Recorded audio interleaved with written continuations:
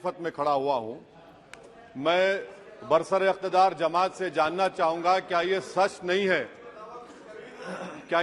नहीं है कि आप ही के आदादो शुमार 75वां NSSO का डेटा ये कहता है कि 25% मुस्लिम बच्चे पैसों की गुर्बत की वजह से तालीम से ड्रॉप आउट हो जाते हैं? क्या ये सच नहीं है कि 7 साल से ऊपर जो बच्चों का खवानगी का तनासुब है तमाम मज़ाहिब में सबसे कम मुसलमानों का है? क्या यह सच नहीं है कि ग्रॉस अटेंडेंस रेशियो तमाम मज़ाहिब का सबसे कम मुसलमानों का है? क्या यह सच नहीं है कि सबसे कम एनरोलमेंट जो होता है वो मुसलमानों का है? क्या यह सच नहीं है कि AISHE की रिपोर्ट ये कहती है कि हायर एजुकेशन में मुसलमान का तनासुब 5% से 4% पर आ चुका है? और ये सरकार इन तमाम आदादो शुमार को देखते हुए, इनके आदादो शुमार को सामने रखते हुए सदर जमहूरिया के खुतबे में लफ्ज़े अक़लियत का, माइनॉरिटी का जिक्र भी नहीं किया गया, जो भारत की आबादी का 19% का हिस्सा है। ये इनकी मोहब्बत है अक़लियतों से और मुसलमानों से। सर, क्या यह बात सच नहीं है कि आपने माइनॉरिटी के बजट को 40% कम कर दिया, स्कॉलरशिप के पैसों में 560 करोड़ रुपए कम कर दिए? ये आपकी मोहब्बत है जो नफरत की निशानी बनती है। नरेंद्र मोदी की सरकार ये नहीं चाहती कि अक़लियत और मुसलमानों के बच्चे तालीम याफ्ता होकर इस देश को मजबूत करें। वो उनको हमेशा गुर्बत और नाइंसाफी का शिकार बनाकर रखना चाहती है। सर, दूसरी बात इसमें यह है कि आज अक़लियतों को मुसलमानों के ताल्लुक से कोई महीना ऐसा नहीं जाता जहां पर उनको जान से मारने की धमकी नहीं दी जाती। बरसर इख्तिदार जमात की एक MP साहिबा ने कहा कि चाकुओं को सिर्फ तरकारी के लिए इस्तेमाल मत करो, गर्दनें काटने के लिए इस्तेमाल करो। बरसर इख्तिदार जमात के एक MP ने दिल्ली में कहा कि मुसलमानों का समाजी बायकाट करो। बरसर इख्तिदार जमात ने गुलबर्गा के रेलवे स्टेशन को हरा रंग किया गया था, उसको ये कहकर तब्दील कर दिया कि मुसलमानों का रंग है। सर, मैं पूछना चाहता हूं, क्या नरेंद्र मोदी की सरकार तिरंगे के हरे रंग को निकाल देंगी? क्या हरा रंग मुसलमानों का है? क्या नरेंद्र मोदी की सरकार खरबूजे पर पाबंदी आयद कर देगी और देश की जनता से कहेगी कि नागपुर में आपके हेड ऑफिस में उगा हुआ सिर्फ संतरा खाया जाएगा?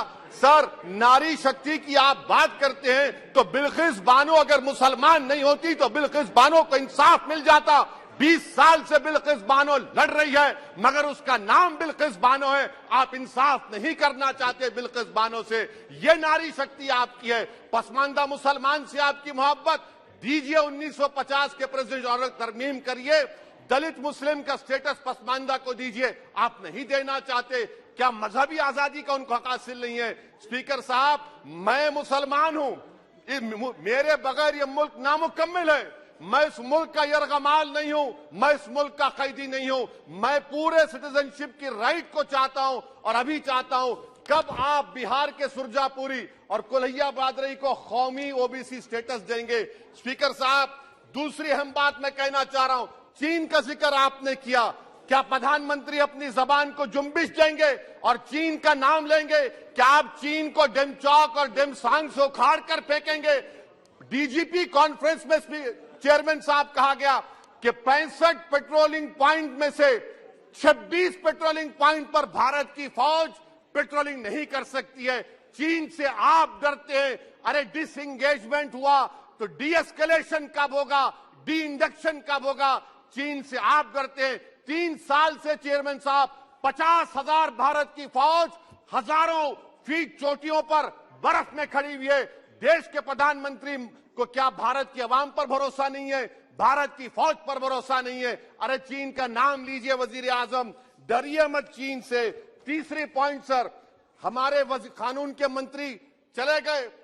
पैराग्राफ 79 और 82 में बेसिक स्ट्रक्चर पर, आईनी ओहदों पर बैठे हुए लोग बेसिक स्ट्रक्चर पर तनकीद करते हैं, लॉ मिनिस्टर कॉलेजियम पर तनकीद करते हैं। इस ऐवान में जब NJSE का बिल आया, मैं वाहिद MP था, अब याद होगा आपको, जो मैंने कहा था कि भारत के संविधान के खिलाफ होगा बेसिक स्ट्रक्चर के। इंदिरा गांधी से सबक हासिल करना चाहिए। इंदिरा गांधी कहती थी कि जुडिशियरी मेरी पाबंद होना, अब नरेंद्र मोदी कहते हैं कि जुडिशरी मेरी वफादार होना। इंदिरा गांधी ने 42nd अमेंडमेंट किया, देश की जनता ने इंदिरा गांधी को इख्तियार से बेदखल कर दिया। आप वही इंदिरा गांधी के इरा को ला रहे हैं। आप बताइए स्पीकर साहब, क्या ईसाई मानने वाले व्हाइट टेरर हैं? क्या ईसाई मजहब के लोग व्हाइट टेरर को फरोग देते हैं? आप बताइए। मैं यहां पर जजेस को तहफुज करने के लिए नहीं खड़ा हूं, मैं बेसिक स्ट्रक्चर की हिफाजत में बोल रहा हूं। मैं अदलिया की आजादी के लिए खड़ा हूं, मैं एग्जीक्यूटिव की आजादी के लिए खड़ा हूं, लेजिस्लेचर की आजादी के लिए खड़ा हूं। चेयरमैन साहब, कोर्ट का काम ये नहीं है, जजेस का काम ये नहीं है कि नरेंद्र मोदी सरकार की मदद करे। अदलिया का काम यह है कि इस देश की कमजोर और मजलूम आवाम से इंसाफ किया जाए। चौथा पॉइंट स्पीकर साहब, यहां पर एक बड़े सरमाएदार का जिक्र किया गया है। क्या यह बात सच नहीं कि कांग्रेस और बीजेपी ने ओलिगार्क्स को पैदा किया? आप दोनों ने मिलकर ओलिगार्क्स को पैदा किया। आज इसी वजह से 60% मुल्क की दौलत 1% जनता के पास है। आप दोनों ने बैठकर मलाई खाई और गरीब और नौजवान पिस रहा है।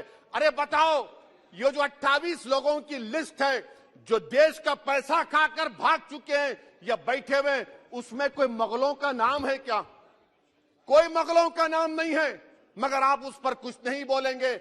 संडेसरास कंपनी है, 15,000 करोड़ नाइजीरिया और केनिया की कोर्ट में जाकर कहती है कि हम हिंदू हैं, भारत को आएंगे तो प्रोसिक्यूशन होगा। आपने कोर्ट में कुछ नहीं कहा, वहां पर एसआईटी आपने बनाई। मगर शुक्र है, मैं लाइटर वेन में कह रहा हूं कि हाइडनबर्ग अगर यहां होता तो यूएपीए लग जाता उस पर। और सर, मैं नरेंद्र मोदी सरकार को मशवरा दे रहा हूं लाइटर वेन में कि ये अंग्रेजी का अल्फाबेट ए बड़ा अशुभ है आपके लिए। डबल ए को आपने कहा कि बेटा फाइटर एयरक्राफ्ट बनाओ, बैंकरप्ट हो गया। अब कैपिटल ए को आपने 17 इंडस्ट्री दे दिए, हम पूरे विश्व में मार्केट कैप हमारा 5वें नंबर पर आ गया। सर, देश के प्रधानमंत्री से बताना चाह रहा हूं कि वजीर दाखिला का नाम भी ए से शुरू होता है। मैं खत्म कर रहा हूं। मैं चेयरमैन साहब, मैं सरकार से पूछना चाह रहा हूं कि क्या जनवरी 2024 और फरवरी में क्या ये सरकार थर्मो न्यूक्लियर ब्लास्ट करने जा रही है? कि आपने हमारे अतराफ में देख लिया कि उसके अवाक़िब व नताइज क्या निकलने वाले हैं? चेयरमैन साहब, मैं आपको बता रहा हूं कि चीन के बारे में कि हमको बीबीसी की रिपोर्टिंग की जरूरत पड़ेगी, जिस तरह 2002 गुजरात के बारे में कहा गया। स्पीकर साहब, अकलियतों के बारे में, मुसलमानों के बारे में एक शायर ने कहा था, आग से आग बुझाने को कहा जाता है, जख्म पे जख्म खाने को कहा जाता है। हम वफादार है बताने के लिए, हमको अपना सर कटाने के लिए कहा जाता है। सर, देश के प्रधानमंत्री पूरे फॉरेन टूर में जाते हैं, वहां पर गांधी का नाम लेते हैं। मुझे अप्रीहेंशन, खदशा इस बात का है कि इस देश में 2 बाबा कौम हो जाएंगे, एक सावरकर होगा और एक सौतेला बाबा कौम। कहीं आप महात्मा गांधी को ना बना दे तो सर मैं खत्म कर रहा हूं सर। इसीलिए मैं आपके जरिए से हुकूमत से मुतालबा करता हूं कि प्लेसेस ऑफ वर्शिप एक्ट को डिस्टर्ब ना किया जाए, मुसलमानों का अक़लियतों का बजट बढ़ाया जाए, बिल्किस बानो से इंसाफ करिए, चीन से मत डरिए प्रधानमंत्री, चीन को काट पर फेंकिए। शुक्रिया सर। सीमित समय लीजिए प्लीज, क्योंकि रिप्लाई भी होने आपको पता है।